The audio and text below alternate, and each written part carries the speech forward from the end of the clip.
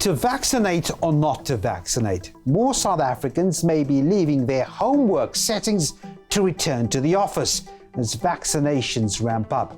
But as government and the private sector partners on the COVID-19 vaccination rollout, how will your choice on getting the jab affect your work life? It's new territory for businesses as well, big and small, as they balance the rights of an employee with government's inoculation drive. It's time to call an expert.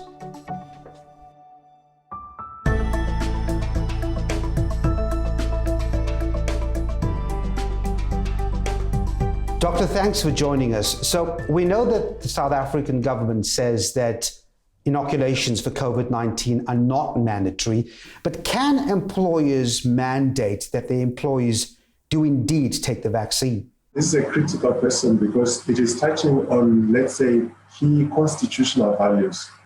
And the key part of that is non-discrimination. And that says people have a right, and also the issue of worker rights, and indeed personal and human rights.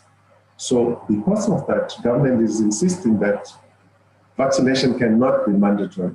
And employers in that case, therefore, are not in a position to make it obligatory and compulsory.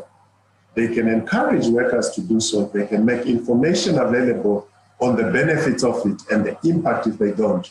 But they certainly cannot make it compulsory. But let me confirm that, Devan, this is a major challenge throughout the world. We are in what is called the new normal, and this challenge is not a South African challenge, it's not an African challenge, it's a global challenge. I would imagine you don't see many retrenchments or dismissals as a result of people refusing to take vaccines at work.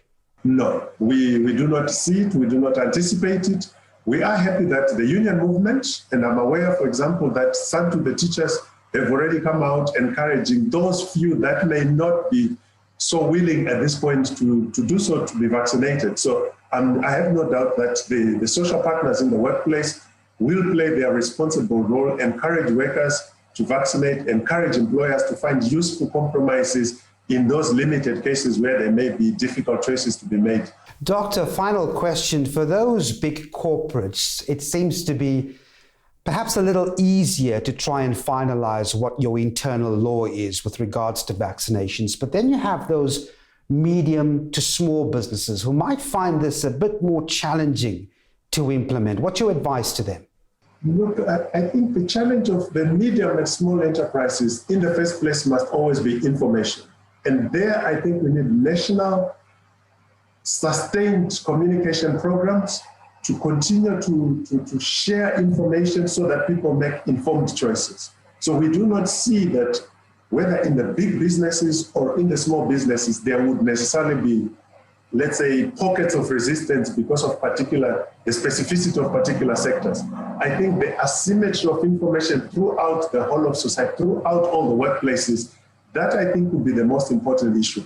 And still, even in these small and medium enterprises, that culture of dialogue between employers and workers on how to get over this challenge, I think that will suffice in the end. Thank you, Dr. Musabayana, for your time. So indeed, it is a tough one. On the one hand, the constitutional right to bodily integrity, freedom of religion, belief, and opinion. On the other hand, the right to a safe and healthy work environment. But as the South African economy limps along, time will tell how we find the balance between keeping employees healthy while keeping businesses running.